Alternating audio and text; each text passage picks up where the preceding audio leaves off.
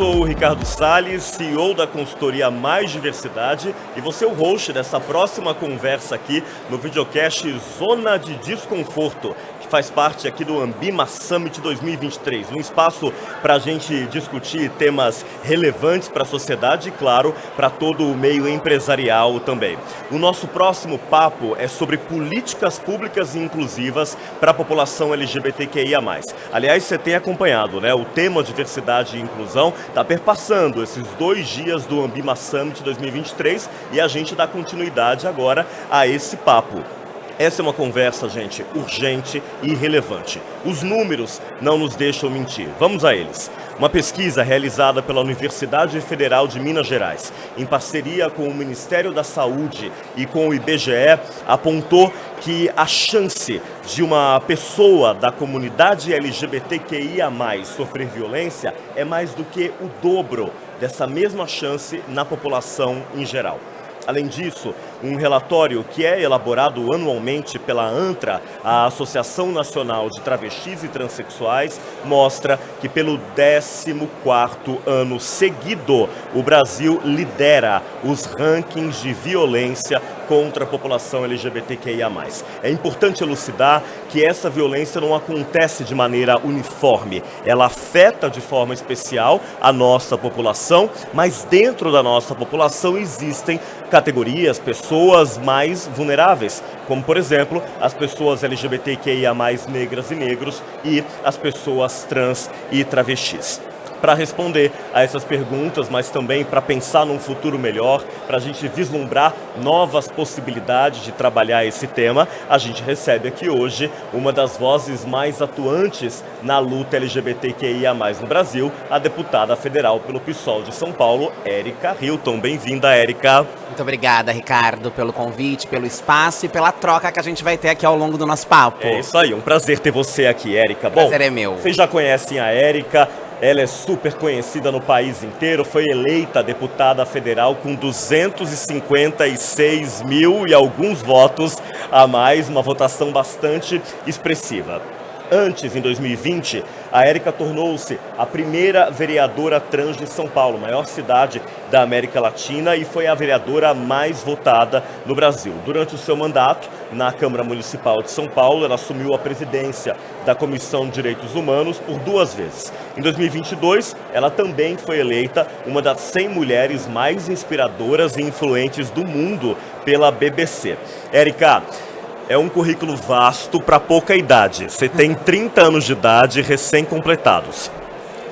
Nasceu em Franco da Rocha, foi criada em Francisco Morato, foi educada no interior de São Paulo, na cidade de Itu, conviveu com família evangélica, saiu de casa, teve que recorrer à prostituição, porque não havia outra alternativa, como é tão comum para tantas pessoas trans no Brasil. Tentou ser deputada em 2018, ganhou a eleição no mandato coletivo na Assembleia Legislativa de São Paulo. Em 2020 foi a mulher mais votada no Brasil na Câmara Municipal de São Paulo. Em 2022 chega à Câmara Federal com 256 mil votos. Como é que você dá conta de tudo? Olha, não sei, acho que tomando bastante água, fazendo terapia e lembrando dos nossos compromissos com refundação do país, né? Acho que a minha história, ela é uma história que se replica e é muito genérica do ponto de vista da realidade da população LGBTQIA+, da população trans da sociedade brasileira, e dar conta de tudo isso é como se fosse uma missão extremamente necessária para a mudança dessa realidade. Quando me pergunta, você sempre quis ser política? Eu sempre respondo que não. Eu aspirava a outras coisas, eu tinha vocações para outros lugares. Mas quando a marginalidade compulsória, a ausência de expectativa, a ausência de oportunidades se apresentou diante do meu corpo, pelo simples fato de eu ser quem eu sou, eu percebi que era preciso disputar lugares na sociedade e fazer com que a sociedade, junto com nós, nos olhasse com um olhar mais respeitoso, inclusivo, empático. Então eu acho que é fincada por esses alicerces, por essa estrutura de construir a dignidade que nos é roubada, que eu vou tentando conciliar a minha vida particular, com o meu trabalho, com as inúmeras agendas que faço. Agora com essa ponte aérea São Paulo-Brasília, que o caos se multiplica ao quadrado, mas eu acho que é pensando que nós temos um projeto de país e que nós temos um propósito ao disputarmos a política institucional. E esse propósito é um propósito sério, que carrega consigo a vida de milhões, milhares de brasileiros, de pessoas da comunidade, mas para além da comunidade LGBT, porque eu digo que o meu projeto político não é um projeto nichado, eu não falo e não penso a política apenas para um grupo, mas eu disputo uma narrativa social para que todos nós possamos viver o bem viver e a sociedade na sua maneira mais fraterna possível. Então eu acho que é dessa maneira e fincada por esses propósitos que eu venho tentando dar conta de tudo. Às vezes eu não consigo, né? Eu imagino. Porque nos últimos meses, nas últimas semanas, tem viralizado na internet uma série de entrevistas contigo. E aí chama sempre a atenção a sua oratória. Você fala muito bem, você parece talhada para política. Você era uma menina já comunicativa desde sempre ou não? Eu sempre fui muito comunicativa. Eu era aquela criança que gostava de fazer a apresentação do Dia dos Pais, das mães, na turma, ia pro palco. Eu sou sagitariana com lua em Gêmeos, então tem ali uma coisa, uma aspiração pra comunicação, né? E sempre gostei. E cresci num lar religioso, aonde meus familiares sempre frequentaram muito as igrejas e diversas igrejas. Então eu acho que isso também agregou determinada facilidade com a oralidade, com a fala, a partir daquelas vivências. Então eu sempre fui muito falastrona, eu sempre tive muito esse problema, eu sempre fui uma boa aluna, CDF, sentei na primeira fileira, gostava de frequentar as aulas, mas as minhas professoras sempre reclamaram do quanto eu gostava de liderar a classe e do quanto eu falava, e muitas vezes atrapalhava até um pouco a aula, porque eu queria falar, eu queria discorrer sobre os mais variados tipos de assunto, e eu sempre fui muito curiosa, eu comecei a ler muito cedo. Meu primeiro livro foi Machado de Assis, eu era muito jovem e li muita literatura, então eu sempre tive uma curiosidade aguçada, uma visão pro mundo. Eu era uma criança que já era muito à frente do meu tempo. Sim. Eu me comportava e me considerava adulta. E isso me dava, diante das demais crianças, uma postura de fala, uma postura de liderança mesmo, de condução. Então eu sempre fui essa pessoa que gostava de falar, que gostava de me apresentar, sempre tive uma familiaridade muito forte com câmera, com microfone, com plateia. Então isso é inerente a mim mesmo. E foi o que te trouxe até aqui, né? No começo aqui do Zona de Desconforto, eu apresentei para nossa audiência alguns números sobre a população LGBTQIA+, no Brasil. Quando a gente olha para o campo das políticas públicas, o que você consideraria como medidas mais urgentes a serem tomadas para a proteção e garantia de direitos dessa população? Olha, nós precisamos de uma série de ações para garantir a dignidade e a cidadania da comunidade LGBT, como, por exemplo, uma legislação de defesa dos direitos da comunidade LGBT, como foi a interpretação do Supremo Tribunal Federal com relação à criminalização da LGBTfobia, associando ela ao crime de racismo. O Parlamento brasileiro ainda não discorreu e não legislou sobre medidas protetivas e garantias de direitos para esta comunidade. Acho que esta é uma discussão urgente. Outros países vizinhos da América Latina têm, por exemplo, leis de identidade de gênero que trazem dignidade, conforto e maior... No caso da Argentina, por exemplo, Uruguai, que trazem maior compreensão sobre essas identidades e uma garantia de inclusão desses indivíduos na sociedade, e acho que o Brasil precisa avançar nesse sentido. Nós precisamos também dos nossos amigos empresários, parceiros no que diz respeito à empregabilidade desta população, porque a empregabilidade gera autonomia, gera uma diminuição do número da população em situação de rua. Então eu acho que a discussão sobre empregabilidade também é um debate extremamente importante, que pode ser construído via setor privado e setor público. Aqui na Câmara Municipal, inclusive, nós havíamos apresentado um projeto sobre empresas que recebem incentivos fiscais, que pudesse ter uma maior isenção de impostos ao reservar um determinado número de vagas para a comunidade LGBTQIA+, e eu acho que políticas de habitação também precisam ser discutidas a partir da perspectiva da comunidade LGBT. A pandemia e a última gestão econômica do nosso país levou a números alarmantes do que é a comunidade LGBTQIA+, vivendo em situação de rua. É claro que não apenas a comunidade LGBTQIA+, a população em situação de rua, de um modo geral, aumentou de forma dramática pela instabilidade econômica, a crise sanitária, a ausência de emprego e etc. Mas nós temos um número gritante de pessoas LGBTs LGBTQIA+, vivendo em situação de ruas, com poucos abrigos, com poucos espaços de acolhimento específicos para esta população, enfrentando muitas vezes uma maior dificuldade, mais estereótipo, mais dificuldade de acesso a esses espaços de acolhimento, e eu acho que nós precisamos também tirar essa comunidade das ruas,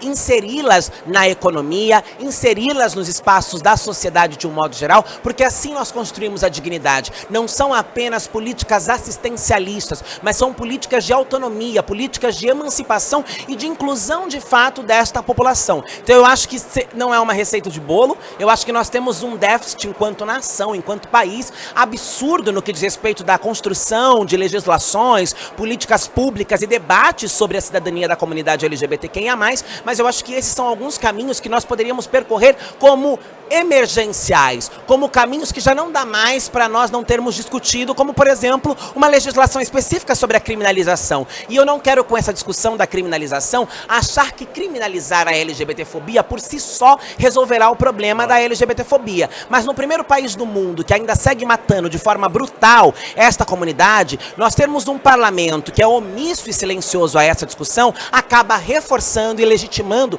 a violência praticada contra nós. E esta violência praticada contra a nossa comunidade, ela se reflete não apenas na morte ou na violência física, mas na ausência de oportunidades de emprego, no abandono e na evasão escolar, nas expulsões dos lares, né, no aumento dessa população, nos quadros de drogadicídio, encarceramento. Tudo isso está atrelado a cultura que nós temos sobre os direitos da comunidade LGBTQIA+ no Brasil. Então eu acho que se permeássemos por esses caminhos, nós começaríamos um trabalho de formiguinha a médio e longo prazo na construção da dignidade e da cidadania plena, porque já não cabe mais uma meia cidadania, já não cabe mais uma meia inclusão. A comunidade LGBTQIA+, é uma comunidade contribuinte da sociedade, faz parte da sociedade, contribui, agrega, constrói junto à sociedade e merece compartilhar também dos espaços comuns e dos privilégios da sociedade. Claro. Essa violência que você comentou, ela chega ao campo da política e você é alvo dela com alguma frequência, mas eu vou falar sobre isso daqui a pouquinho. Antes, para deixar claro para todo mundo, porque não é todo mundo que acompanha a discussão com o nível de profundidade que você o faz, o que a Érica trouxe aqui é bastante relevante. Nos últimos anos, sobretudo na última década, a população LGBTQIA+ no Brasil teve o reconhecimento de alguns direitos, mas dois problemas aí. Primeiro, eles vieram sem exceção, todos pela via do judiciário. A gente não tem o Congresso Nacional legislando, que é o seu papel, sobre direitos de uma parcela da população. Esse é um dos problemas, o que garante ali, o que dá uma certa fragilidade, inclusive, para essas conquistas. O segundo ponto que também apareceu na sua fala é no campo da efetivação dos direitos. Então, em 2019, o STF equipara a LGBTfobia ao crime de racismo na ausência de uma legislação. Só que, na hora de registrar o crime de LGBTfobia, eu, do espaço de privilégio que eu ocupo hoje, talvez consiga registrar esse crime. Uma pessoa da nossa comunidade que não tem acesso à informação ou uma pessoa advogada, talvez já não consiga o mesmo. Então, para que a gente possa aqui estar na mesma página e você que está nos acompanhando entender o grau de fragilidade de direitos. Aí eu entendo o que você traz. A gente precisa avançar em termos de políticas públicas, a gente precisa ir além dessas interpretações do STF.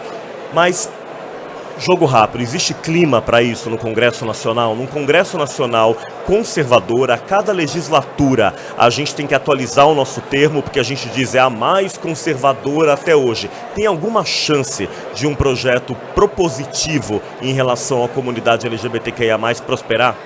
Me parte o coração responder isso, mas eu não posso mentir nem pra mim, que tô lá lutando e batalhando contra as forças conservadoras e reacionárias todos os dias, e não posso mentir para a sociedade de um modo geral. O Congresso Nacional hoje, ele segue refletindo os valores retrógrados, conservador e antidemocrático, porque eu acho que negar direito a qualquer grupo da sociedade brasileira é atacar na primeira ordem do dia a democracia, porque a democracia ela prevê o direito à vida, ela prevê o direito ao trabalho, à moradia, ao acesso à saúde, ao lazer, à educação. E quando nós temos um Congresso que leiloa e negocia esses direitos como se fossem direitos menos importantes o tempo inteiro, na minha opinião, o que nós estamos dizendo é que a democracia ainda não é plena, ela ainda não está consolidada a determinados grupos da sociedade, e infelizmente hoje o que nós temos é um Congresso que ataca direitos da comunidade LGBTQIA+, é um Congresso que se nega a abrir espaço para que esses direitos sejam discutidos da forma como eles merecem, e é um Congresso que trata isso não como direito, trata isso como se fosse uma pauta identitária, uma pauta do interesse de grupo X ou de grupo A, não trata com a seriedade da vida, não trata com a urgência da existência, da continuidade da vida de grupos que são açoitados, massacrados, violentados constantemente e que precisam que o Congresso Nacional cumpra o seu papel de fazer valer a Constituição e que garanta direitos àqueles que têm os seus direitos roubados. O clima hoje é extremamente péssimo, é um clima refratário do ponto de vista dos direitos da comunidade LGBTQIA+.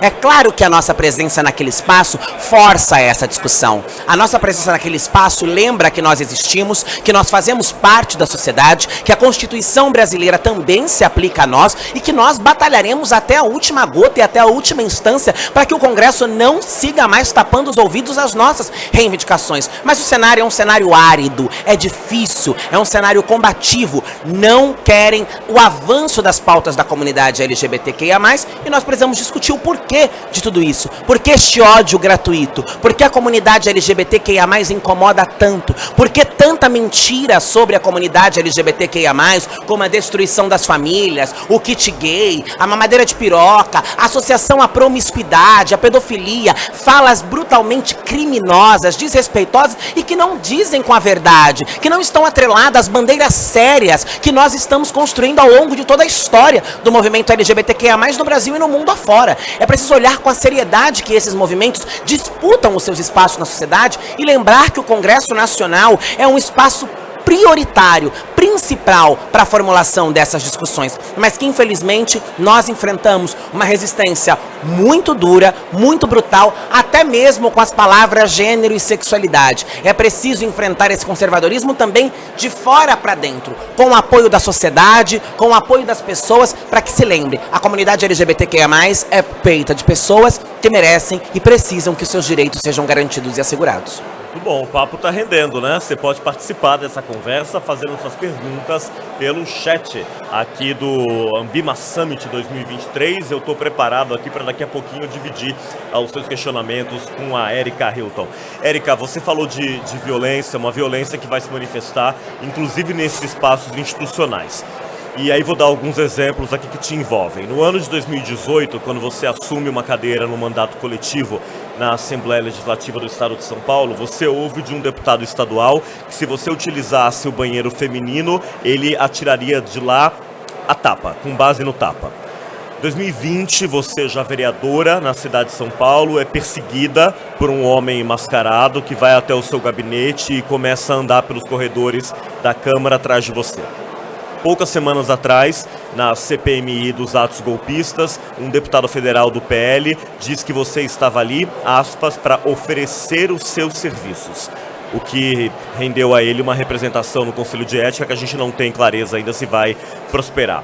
O que mudou na tua vida pessoal e na tua cabeça depois que você passou a ocupar o espaço da política? Você já exercia uma militância em defesa da sua própria vida e daqueles que a cercavam, mas agora você está ali representando muitas pessoas. Que impacto isso tem na sua vida pessoal e o que mudou na sua mentalidade desde então? Só retificando, esse episódio de 2018 do banheiro com o deputado na Lesp não foi comigo, foi com a outra deputada. Mas nós estávamos lá na época e presenciamos, e aquilo, agressão a uma parlamentar negra e transexual dentro de um parlamento agride a todas as demais, e não só as parlamentares, mas as LGBTs da sociedade de um modo geral, as travestis e transexuais. Eu acho que quando eu era uma ativista militante, eu tinha uma diferenciação e fiz essa reflexão com a Manuela Dávila, Ávila, que apesar da violência e do medo fazerem parte da minha existência, eu fui expulsa de casa muito jovem, como ocorre com a maioria das mulheres trans e travestis no Brasil. Precisei recorrer à prostituição como única maneira de existência e sobrevivência, já que era muito jovem, não tinha espaço no mercado de trabalho, a sociedade me olhava com os piores olhos, e mesmo que ali o medo, a violência, todas as atrocidades estivessem colocadas contra a minha vida, aquilo não estavam endereçados com o meu nome da forma como estão endereçados hoje.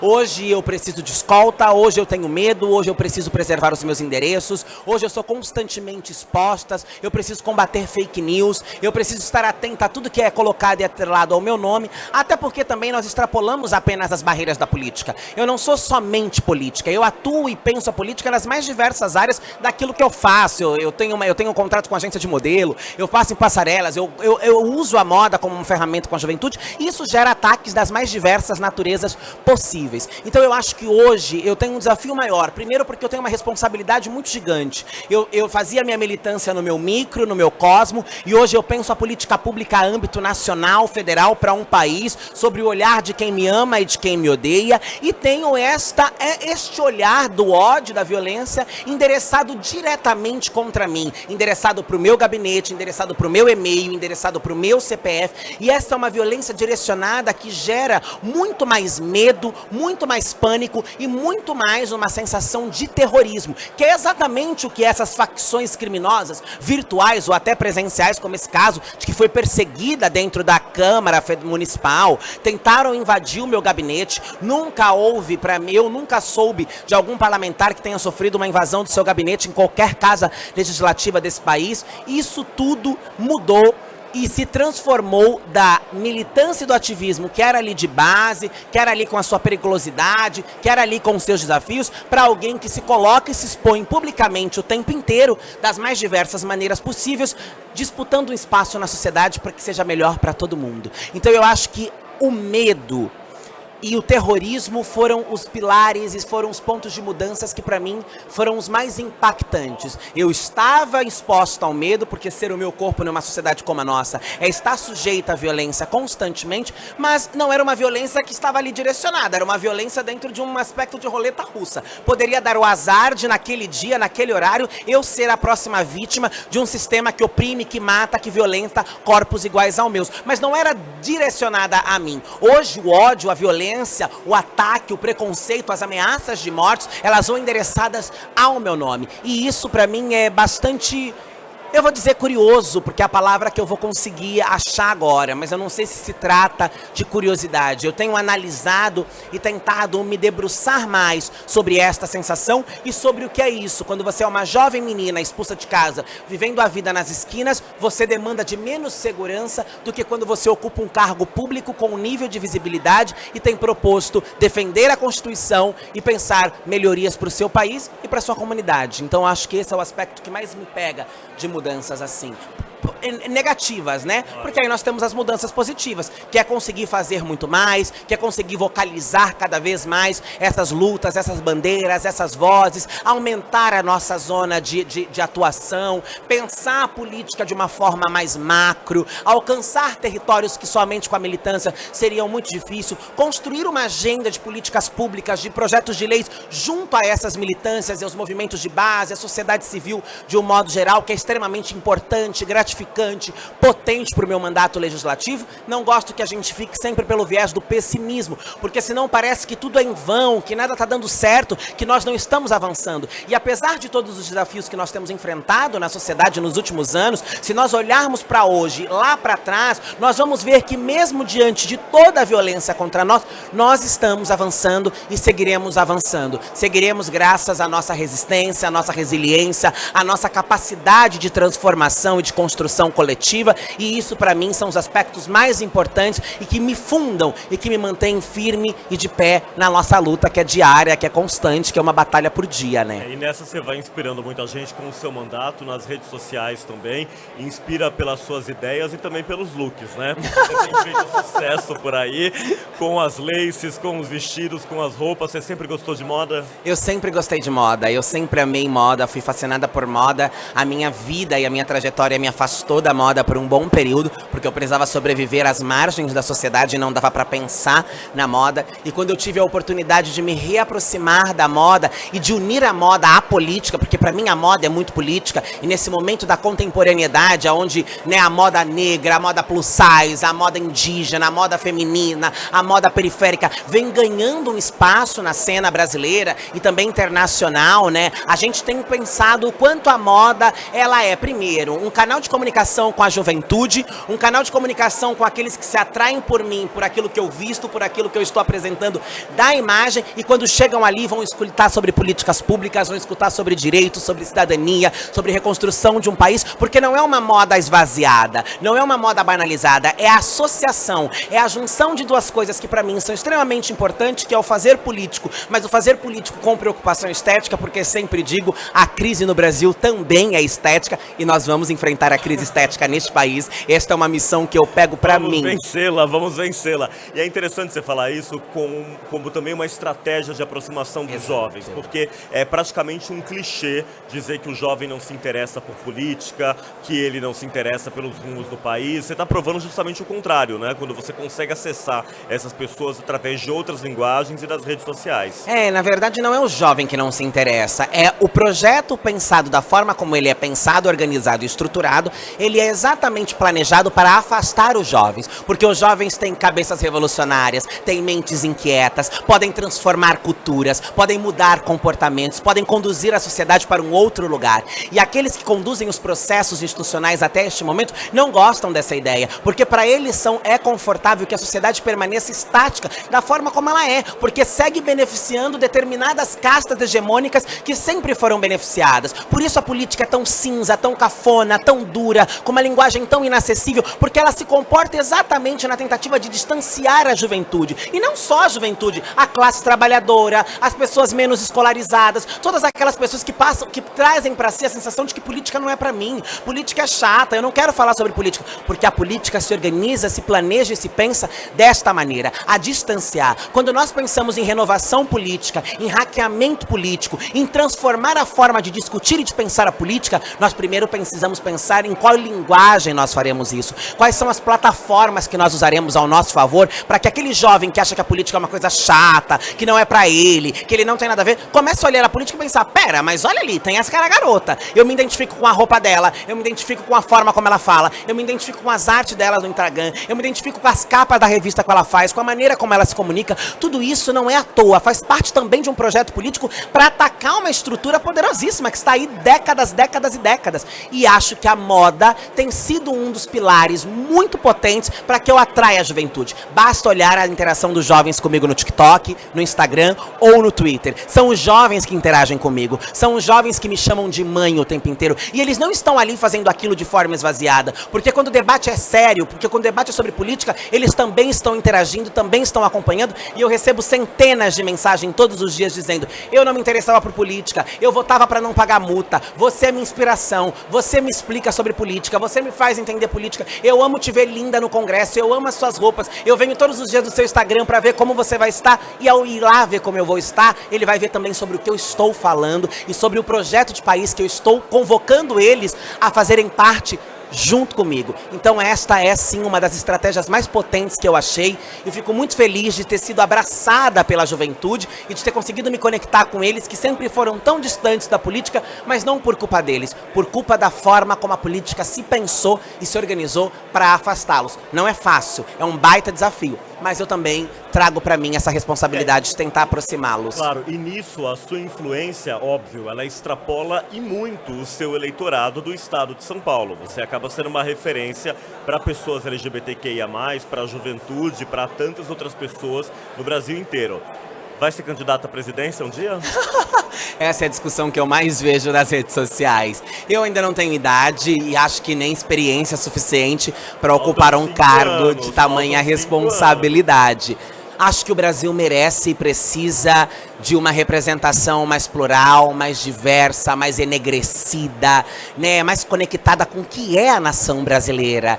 E se neste momento eu estiver me sentindo apta, preparada, ver que há espaço, eu com muita honra, nem que seja apenas para ocupar pela primeira vez esse lugar, estarei lá, porque eu acho que o Brasil precisa ter um rosto preto, travesti, LGBT, diverso, também pensando que pode ser uma representação do país. Nós não podemos mais seguir só sendo olhadas como sofredoras, ou criminosas, ou promíscuas. Nós precisamos repensar esse imagético. E o que é mais importante para mim não é nem saber se eu vou estar ou não estar candidata em algum momento à presidência da República. O que para mim é mais importante é fazer com que a minha comunidade possa sonhar com essa possibilidade. Todas as vezes que eu vejo os jovens se manifestando nas redes sociais, dizendo: você será a presidenta desse país, minha presidenta, eu não estou preocupada se eu serei ou não serei a presidente do Brasil em algum momento. Eu estou mais preocupada porque eu estou fazendo esses jovens, que têm expectativas de vidas baixíssimas, que não conseguem se olhar na sociedade, se verem em espaços de representação,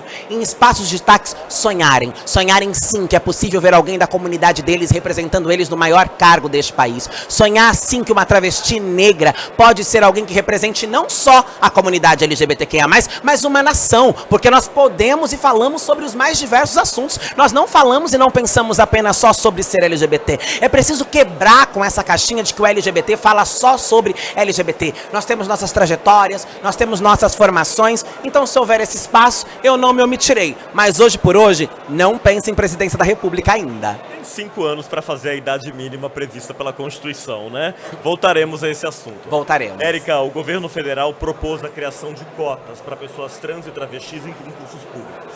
Como é que você acha que iniciativas como essa podem influenciar o meio empresarial? Eu acho que é importante que o meio empresarial se sinta convidado a pensar nessa parceria, né, público-privado, para o ingresso de pessoas vulneráveis e com maiores dificuldades de acesso ao mercado de trabalho. Eu acho que quando nós unimos esses esforços, nós conseguimos dar vazão a determinadas lacunas muito importantes que só o poder público ou só o mercado empresarial talvez não conseguisse. Como eu disse, aqui em São Paulo nós tínhamos uma proposição nesse sentido que previa a isenção fiscal para as empresas que adotassem essas medidas, e este é um passo fundamental. Primeiro porque a inclusão da diversidade no meio empresarial agrega para o meio empresarial, para a empresa, para o ambiente de trabalho, não é um favor, não é uma esmola, mas é a construção de uma sociedade melhor, mais inclusiva, mais participativa, mais digna para todo mundo, para o empregado, para a empresa, para o empregador, para a sociedade. É uma engrenagem, uma máquina que ajuda a diminuir a vulnerabilidade, ajuda a diminuir a precariedade, potencializa a economia, porque faz o dinheiro girar, porque dá empregabilidade, porque coloca aquela vida incluída dentro do mercado econômico. Então eu acho que estas são medidas emergenciais, essenciais, e que o mercado empresarial precisa olhar para isso, entendendo que isso não é benéfico só a quem está sendo assistido por este programa. Isso é benéfico ao empresário, isso é o benéfico à empresa, que agrega, que amplia a sua zona de atuação, que amplia os seus valores, que amplia a sua competitividade, que sai mais forte para o mercado competitivo. Então eu acho que é um lugar que o mercado deve olhar, primeiro, pelo ponto de vista do compromisso que devem ter com o enfrentamento às desigualdades no nosso país, já que lucram tanto e já que têm oportunidades, e segundo, para apoiar esse Estado que também tem que se preocupar e entender como pode construir essas parcerias para garantir cada vez mais dignidade, inclusão e empregabilidade aos grupos mais vulneráveis e com menos oportunidade de acesso da sociedade de um modo geral. Perfeito. O tema diversidade e inclusão nas empresas cresceu bastante nos últimos anos. E é interessante que ele cresceu nos últimos 6 anos, inclusive ocupando ali uma lacuna deixada pelo Estado. À medida em que a gente não teve nas administrações anteriores do governo federal iniciativas nessa direção, a gente viu uma série de empresas fortalecendo as suas iniciativas.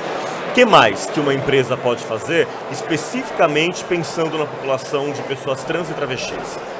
Olha, eu acho que as empresas podem fazer muitas coisas, né? As empresas podem se associar, por exemplo, a espaços que trabalham, a ONGs e instituições que trabalham de forma muito vulneráveis e precárias, muitas vezes, no atendimento a essa população, como casas de acolhidas, que muitas vezes precisam de itens básicos para continuarem existindo. Eu acho que são medidas extremamente importantes. Eu acho que as medidas de preparo das equipes para lidarem com a diversidade, porque não é só sobre incluir um corpo dentro de uma empresa, é sobre preparar aquela empresa e os seus colaboradores para receberem da melhor forma e para mudarem a sua cultura. Ali nós temos pessoas que são contaminadas pelo preconceito, pela discriminação, pela ausência de informação. Nem todo mundo é odioso por natureza. Muitas pessoas acabam só reproduzindo lógicas hegemônicas da sociedade. Então eu acho que as empresas têm esse papel de formação de seus colaboradores para que possam pensar melhor o que é a diversidade, a inclusão da diversidade,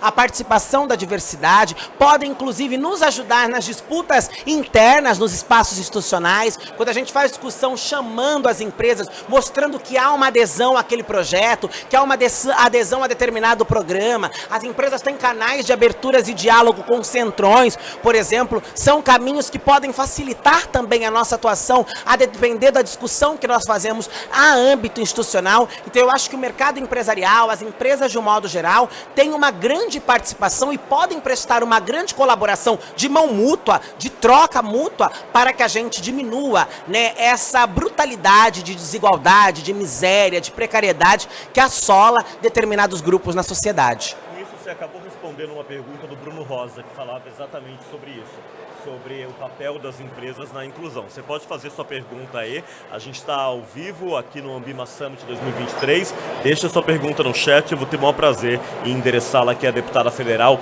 Erika Hilton. Erika, a gente está falando aqui sobre o papel das empresas e é inevitável a gente chegar numa discussão sobre educação, que é uma das suas pautas prioritárias. Eu gosto quando você coloca que você não é uma deputada que está ali apenas para defender direitos da comunidade LGBTQIA+. Você quer olhar para direitos de uma forma ampla e garantir que a população LGBTQIA+, esteja incluída também nessas políticas públicas. O fato é que um dado da Rede Trans aponta que 82% das mulheres transexuais e travestis abandonam o ensino médio entre os 14 e os 18 anos. Isso não é trivial, é um número altíssimo. Você, para pensar nessa mesma direção, propôs a adoção de cotas para pessoas trans e travestis no ensino superior. Como é que você tem identificado oportunidades para discutir essa questão do ensino da diversidade nas escolas, do respeito à diversidade nas escolas e também a garantia da inclusão e permanência da população LGBTQIA+. Você tem interlocutores, por exemplo, no MEC, para discutir esse tema hoje? Não, ainda não estou com interlocutores no MEC, mas nós temos construído. Essa é uma proposição... Desculpa, esta é uma proposição nova que está tramitando ainda na casa, foi protocolada de forma muito recente, já gerou inúmeras polêmicas. Nós aproveitamos a disputa sobre a lei de cotas para a população negra, que também foi votada recentemente na Câmara Federal, para lembrarmos que existe, baseada na mesma discussão sobre cotas para a população negra, uma população extremamente vulnerável e que a sociedade tem uma dívida gigante, que é a população trans e travestis, e que hoje, como você mesmo aponta os números, infelizmente sequer conseguem concluir ensino fundamental e ensino médio, porque abandonam a escola. É muito mais do que um abandono da escola, é a forma como a escola é o primeiro ambiente de violência desta população e o quanto a prostituição se apresenta de forma muito prematura, e aí é impossível conciliar as duas coisas. Você perde amparo da mãe, você perde casa, você perde estabilidade, a escola se torna um ambiente hostil, você não tem seu nome respeitado, o banheiro que você usa é questionado, você passa a viver um processo de adoecimento psicossocial gigantesco, e tudo isso te leva a ser expulsa do ambiente escolar, a não suportar mais, a não ter mais condições de enfrentar aquelas violências cotidianas e diárias que aquele ambiente proporciona, e você prefere então não conviver dentro daquele espaço, e aí você fica distante do ambiente escolar. Não é evasão, as pessoas são evadidas. As pessoas são evadidas, elas são expulsas, elas são forçadas pela violência a não darem conta mais, a não suportarem mais frequentar e estar naquele ambiente tão adoecedor e tão tóxico. Quando a gente pensa que essa população abandona a escola tão cedo e que a educação é um dos principais pilares das transformações e das evoluções que nós queremos na sociedade, nós não podemos nos conformar ou aceitar que essa parcela da população siga distante da educação pública de qualidade. Nós precisamos garantir a educação sobre gênero e sexualidade dentro das escolas, com materiais pensados por profissionais capacitados, bem preparados, com faixas etárias classificadas. Não é esta desordem, zorra, bagunça que querem pintar os extremistas. Nós estamos falando de uma discussão para que garanta que o ambiente escolar seja um espaço seguro para a comunidade LGBTQIA+, para que as pessoas LGBTQIA+, tenham um direito garantido de frequentarem a sala de aula, de terem seus nomes respeitados, suas identidades respeitadas e não sejam expulsas das escolas pela violência que acomete exatamente porque as escolas não discutem essas identidades e os direitos dessa população. Discutir isso é extremamente sério e benéfico não só para a comunidade LGBTQIA+, as mulheres, os homens, crianças cis, heterossexuais, todo mundo se beneficia de uma formação libertadora do ponto de vista das identidades de gênero, da sexualidade. Agora, esse é um processo difícil, porque nós enfrentamos muito negacionismo, muita desinformação e muita mentira. Mas tem um outro processo que são aquelas que conseguem com muito desafio concluírem o ensino médio. Eu sou uma delas que foi expulsa de casa, abandono a escola, vou concluir a minha escolaridade através do Enem e da educação de jovens e adultos, por isso sou uma apaixonada por aquilo que é o EJA, pelo aquilo que é o Enem, as possibilidades que essas plataformas nos dão. EJA, Educação de Jovens e Adultos. Exatamente. Nos dão para a conclusão do ensino médio e do ensino fundamental. Mas aí nós temos um outro passo, que é o ingresso nas universidades públicas do nosso país. A possibilidade de fazer uma graduação, de se especializar em determinada profissão, que hoje nós temos um número muito pequeno de pessoas trans e travestis, aumentou gradualmente de alguns anos para cá, mas ainda segue sendo um número muito irrisório. Então nós precisamos, dentro do ponto de vista do que foi a discussão para cotas para a população negra, com todos os déficits históricos, os desafios, as problemáticas, e nós conseguimos chegar num lugar de que essa era uma discussão necessária e importante para que negros e negras tivessem acesso à universidade, nós também precisamos esticar um pouco mais essa corda para que a população transexuais e travestis, que também é uma população extremamente massacrada em seus direitos, possam ter possibilidades de ingresso nas universidades públicas do nosso país, até que um dia nós não precisemos mais falar sobre cotas, que todos tenham as mesmas oportunidades, que todos possam partir dos mesmos lugares, e aí as cotas seja só uma lembrança de uma política urgente, necessária e importante para a abertura de portas e para o acesso daqueles que traçaram jornadas duras, difíceis, cheias de desafio e que não conseguiriam adentrar aquele espaço se não fossem por uma política de inclusão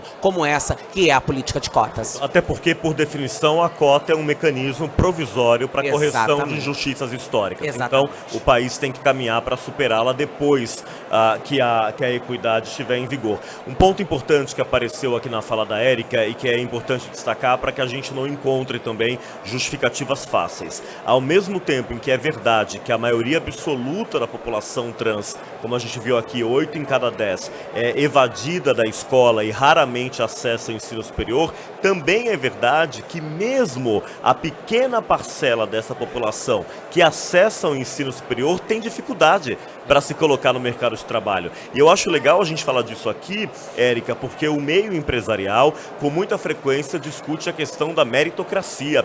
Meritocracia mesmo? Pensa você aí, será que uma pessoa trans que passou no processo seletivo da empresa, ela é a mais qualificada, ela é a mais bem formada, será mesmo que ela vai ser contratada? Será que na hora de uma entrevista final não vai haver ponderações do tipo, a gente não está preparado, o ambiente não está pronto, o cliente pode achar estranho? É importante ter tudo isso em consideração também, né? É super importante porque não só a população trans travestis, mas a população negra há anos denuncia essa brutal violência sobre...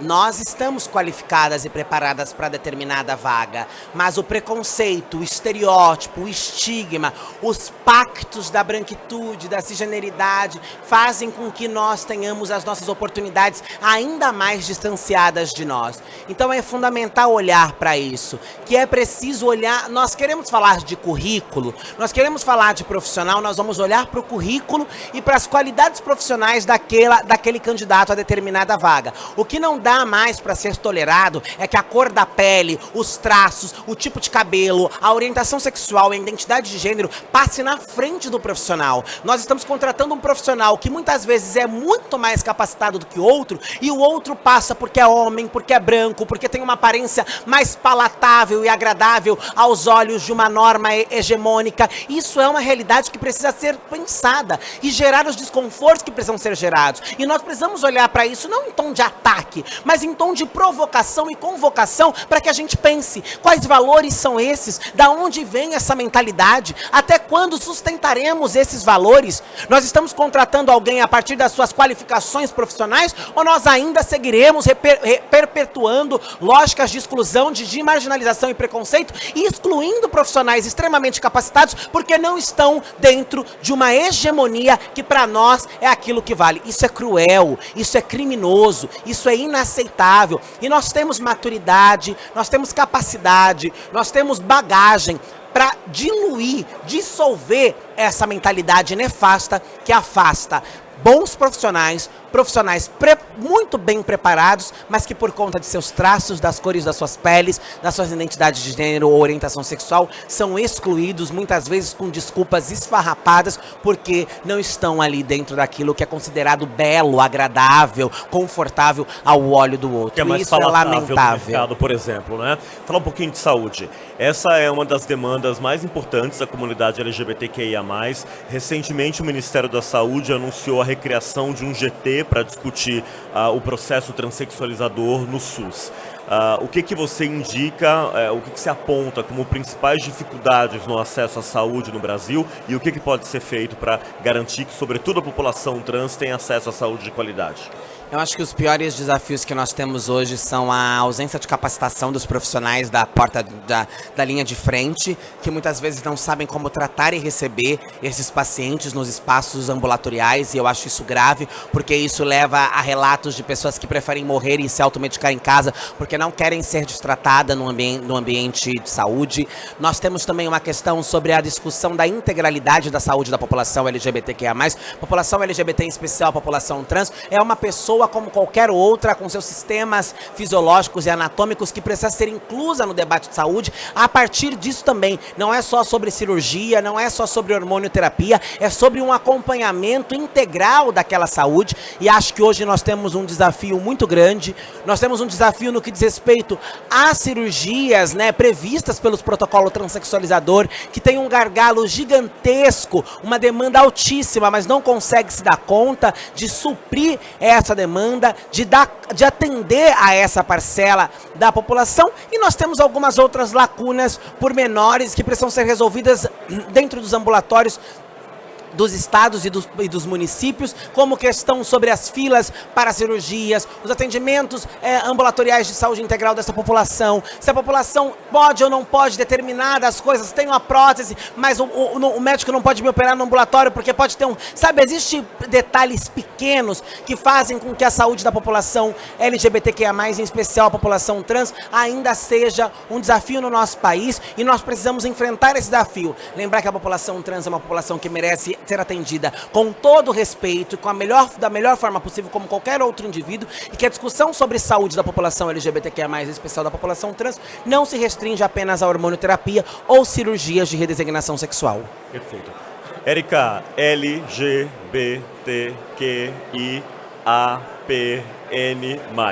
Vai longe. O movimento é muito plural, tem demandas muito plurais. Afinal de contas, somos múltiplos, né? Múltiplos e múltiplas.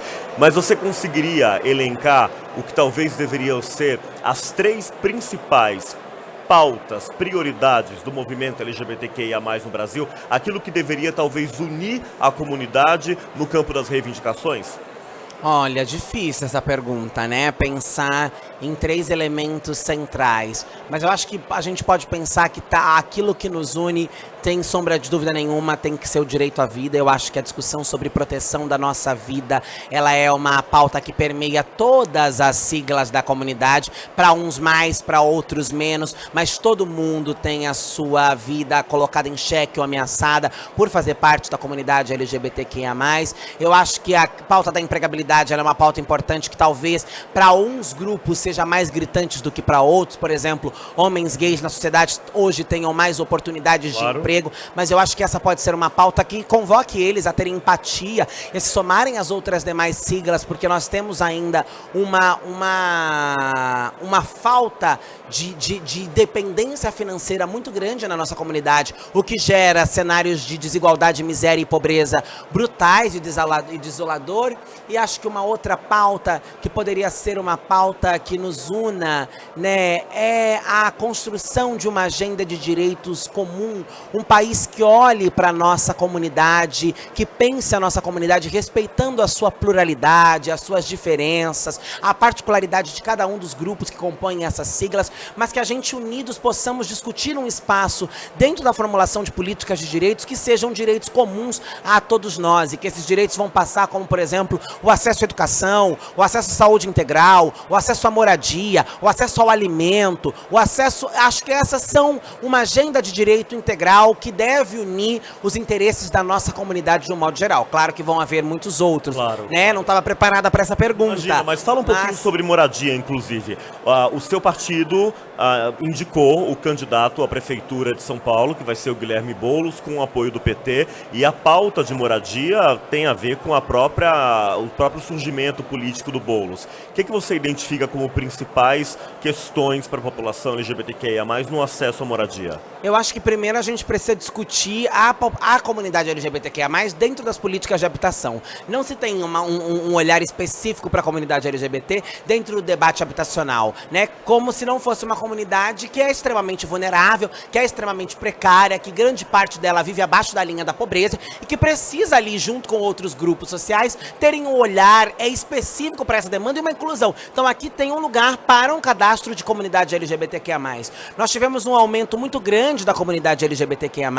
A comunidade LGBTQIA+, está embrenhada dentro dos movimentos de lutas por moradia. Nós temos lideranças LGBTQIA+, nos espaços de luta por moradia, e essas lideranças precisam ser ouvidas. As demandas dessas lideranças precisam ser ouvidas. E nós precisamos garantir que nós não necessitemos cada vez mais de espaços de acolhimento para a nossa comunidade. Cada vez mais não há vagas para acolher o número de pessoas vivendo nas ruas das grandes capitais do país e que sua grande maioria são pessoas LGBTQIA+. Nós precisamos garantir moradia comunitária. Nós precisamos garantir que espaços ociosos virem espaços de morada, de abrigo para esta população. Nós precisamos garantir que as prefeituras, que os governos pensem em políticas de tirar a população das ruas e dar a elas moradias populares. E isso tem a ver com uma discussão sobre direito da comunidade LGBTQIA+, porque a comunidade LGBTQIA+, está desempregada e a comunidade LGBTQIA+, está vivendo em situação de rua. Basta nós vermos os trabalhos que inúmeras ONGs aqui em São Paulo, Padre Júlio Lancelotti, Craco, enfim, poderia citar inúmeras, atuam cotidianamente com a população em situação de rua, e nós, quando vamos para as políticas públicas, quando vamos para as prefeituras, não encontramos ali na Secretaria de Habitação, nas pastas de políticas de moradia, políticas específicas ou uma discussão sobre a inclusão da comunidade LGBTQIA+, dentro da disputa por moradia. Ela fala bastante, ela olha no fundo do olho e ela está aqui para responder suas perguntas no Zona de Desconforto. Estamos quase caminhando para o final, mas dá tempo ainda de você enviar suas perguntas aqui para a deputada federal pelo PSOL de São Paulo, Érica Hilton.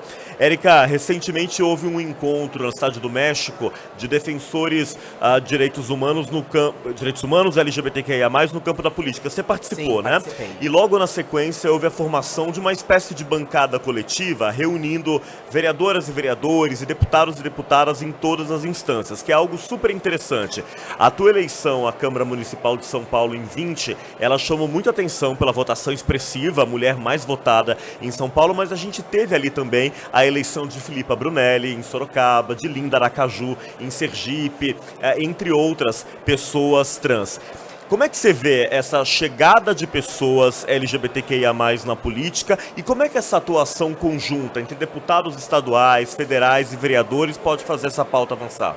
Eu acho que o que nós pensamos nesse encontro foi, se nós temos a bancada da Bíblia, da bala, do boi, de tudo, nós merecemos e teremos que ter uma bancada LGBTQIA+, para que se conecte, façam as trocas e pense políticas públicas de uma forma horizontalizada, interseccionalizada e abrangente. Eu acho que esse é o nosso espírito. Essas bancadas ganham força porque elas se unem nos municípios, no estado e na federação e pensam agendas em comuns que são ramificadas a partir daqui para lá, e essas agendas vão ganhando espaço, vão ganhando força e vão avançando. Por isso que para nós é extremamente necessário que nós tenhamos uma bancada que discuta de forma interseccional os direitos da comunidade LGBTQIA+, para além do espaço do município, para além do espaço do estado. Então nós estivemos lá com lideranças políticas eleitas, mas também da sociedade civil, das Américas e do Caribe, pensando agendas comuns para a comunidade LGBTQIA+, e como nós vamos interseccionar essas agendas de direito nas mais diversas esferas e trocar figurinha ali mesmo, para tentar fazer frente às ondas de retrocessos reacionárias que atingem o nosso país.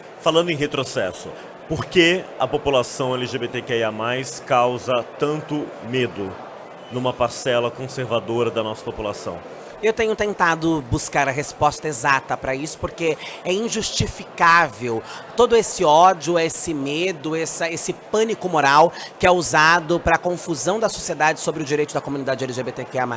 Na verdade, eu acho que a liberdade sexual da comunidade LGBT, a liberdade com que nós nos identificamos e nos reconhecemos, faz com que aqueles que querem as coisas cristalizadas impeçam os nossos direitos. Mas eu acho que não é medo de um modo simples. Eu acho que é ódio. Eu acho que é a necessidade de manter aprisionados nos lugares de estigmas para que se não avance e não se tenha que compartilhar espaços comuns, espaços de privilégios mesmo, né? Então eu acho que é muito mais uma tentativa de continuar aprisionando e mantendo longe dos espaços importantes dessa comunidade do que o medo de um modo geral.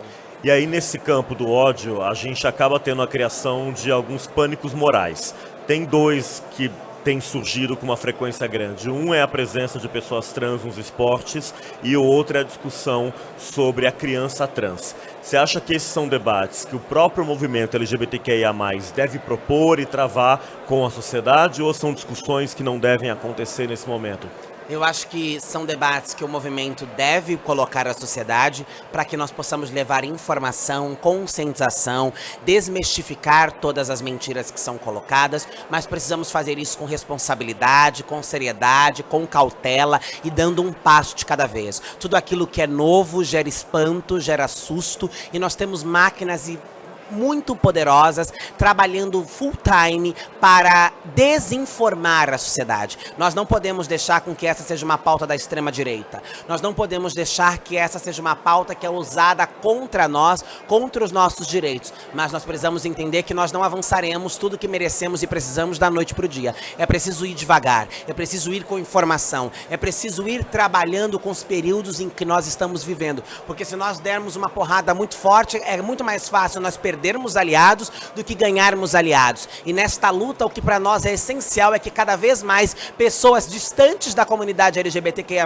e das discussões que nós estamos fazendo, compreendam o valor e a importância desse debate e sejam aliados a nós. E percebam que todas essas coisas que são ditas por aí são falácias, são mentira. Ninguém está redesignando crianças menores de 14 anos. Crianças não estão fazendo hormonioterapia, não estão servindo de cobaias em laboratórios. Crianças não estão fazendo aquilo que eles chamam de mudanças de sexo de forma pejorativa e violência, e é preciso que a sociedade saiba disso, é preciso que a sociedade compreenda qual é o tratamento, como identificar, como tratar uma criança dissidente das ordens vigentes, e essa é uma discussão que nós precisamos propor com equipes bem preparadas, multidisciplinar, abrangendo as mais diversas áreas e com didática, com diálogo, com informação e avançando um passo de cada vez para que nós sigamos ganhando aliados na nossa luta. E aí, para quem quiser saber mais, trabalhando com informação qualificada, a própria página da ANTRA, Associação Nacional de Travestis e Transsexuais, é uma excelente fonte de informações sobre esses temas.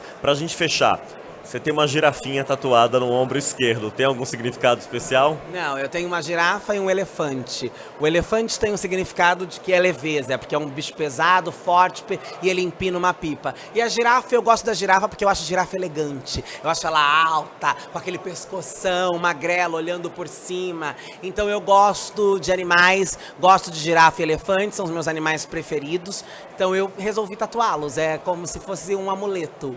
Um amuleto para se proteger, Sim. né? Bom, estamos caminhando aqui para o final. Deixa um recado aí para quem está acompanhando a gente, para os seus eleitores e eleitoras também. Bom, quero agradecer a quem acompanhou até agora, dizer que é uma honra pensar a reconstrução desse país ao lado de pessoas tão incríveis, que a nossa participação e o nosso bate-papo possa incitar a pensar e a refletir o mercado empresarial, mas a sociedade de um modo como um todo, que nós lembremos que estamos aqui, mesmo diante da violência, da barbárie, da crueldade de um Estado que vai impedir as nossas vidas o tempo inteiro. Nós estamos de pé, nós estamos reconstruindo esta nação, nós estamos pensando outros rumos para este país e nós seguiremos, mesmo a despeito de toda essa violência. Sigamos firmes, bebamos água, cuidemos da nossa saúde emocional, espiritual, mental, daquilo que é importante para nós e lembremos que estamos em luta, em construção diariamente e que seguiremos até que a sociedade seja um espaço melhor, mais cabível e mais possível, não só para nós, mas para todas as humanidades. Muito obrigada. Bebamos água. Obrigado, Imagina, deputada federal agradeço. Erika Hilton, pela presença conosco Obrigada. aqui. Esse daqui foi mais um episódio do Zona de Desconforto, o videocast que acontece aqui no Ambima Summit 2023. Obrigado a todo mundo que nos acompanhou ao vivo e peço aí que você faça essa conversa girar agora. Faça chegar a mais pessoas espalhando o link do vídeo no YouTube para que todo mundo possa ter acesso às ideias que nós discutimos aqui. Fica ligado, o Ambima Summit continua hoje e amanhã. Logo mais às 18 horas tem mais um episódio do Zona de Desconforto, discutindo o mercado de trabalho e o espaço para as pessoas mais velhas. Até uma próxima.